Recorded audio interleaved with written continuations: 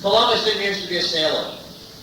No. He was first and foremost director of medicine at a prestigious institute for doctors in Eldoro. And that's the truth. That's the truth. But, you see, nobody ever talks about his medical career anymore. He was embarrassed out of his job, harassed, made to be the butt of jokes at medical conventions. Now this is what happened. One day, right now, this is the truth. One day outside Pome del Fuego, he picked up a social disease from a young man with red hair and broad shoulders like his mother. That's the truth. And by the time Columbus got to the Verona Baths, no one could fail to notice an incredible diminution of intelligence on Columbus's part. And he was half insane by the time they strapped him to a ship and pushed him out to sea.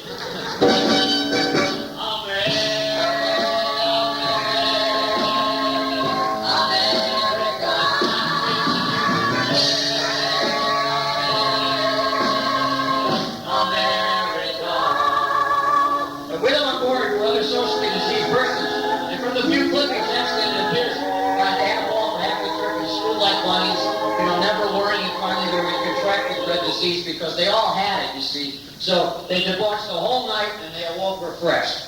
And this went on for, 34 days. Amen.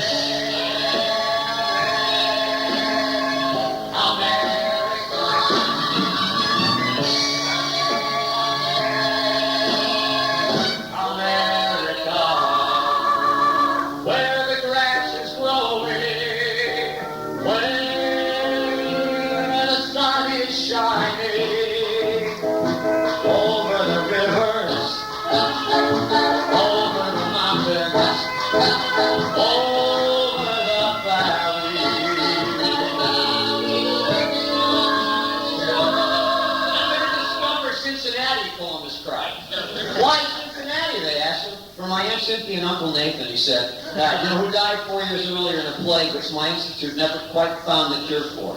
This is what the Jews do, he added, name countries for the dead.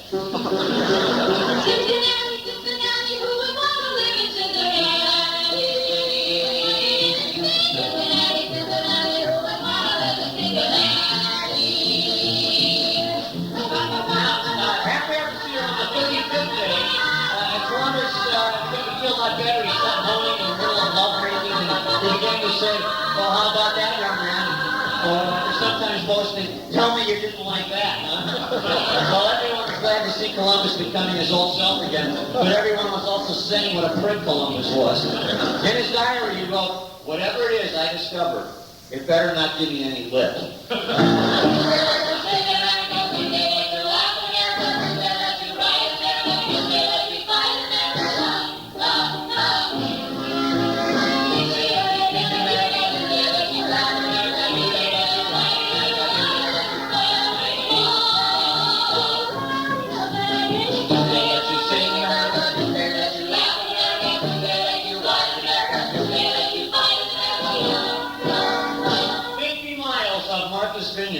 It became clear that everyone was cured. Their brains restored, bodies once again sound, and everyone had a good laugh about it.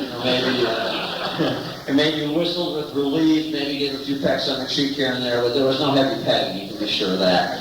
Hey, just keep your hands off me, fella. You heard that pretty often on deck, and then later on, I say, keep your hands off me. Well, Lord knows, they spent many lonely evenings, flipping Experts say, because each man feared acquiring the dread disease which had brought on them in the first place. In his diary, Columbus posed a question. How many passionate persons can fit comfortably on the head of a pin? He pondered that question. He sat there with his chin resting neatly on the palm of his hand, and he replied, question, how many passionate persons can fit comfortably on the head of a pin? Answer, merely one. Or, I don't know.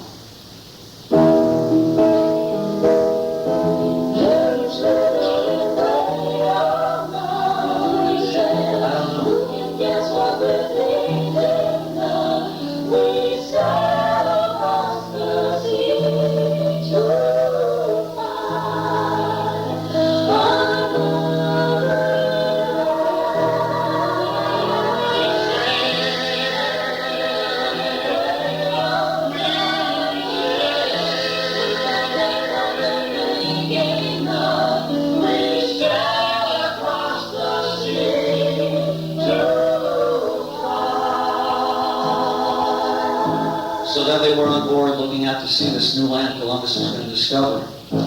And soon the blue horizon disappeared to be replaced by a magnificent array of greens. Bird green, evergreen, lime green, dark green, light green, the entire palette of greens stood maybe only a day's float ahead of them. No one moved.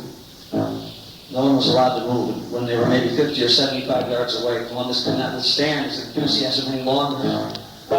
My land is so beautiful, Columbus cried. So beautiful. They agreed in unison like a chorus, like a barbershop quartet, multiplied by 15. So very, very beautiful. There were tears in Columbus's eyes.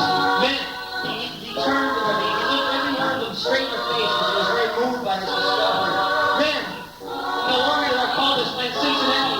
Rather, this fine, green, beautiful land which I discovered today, I name America. After Amerigo Vespucci, a young man I met in Pome del Fuego with red hair and broad shoulders.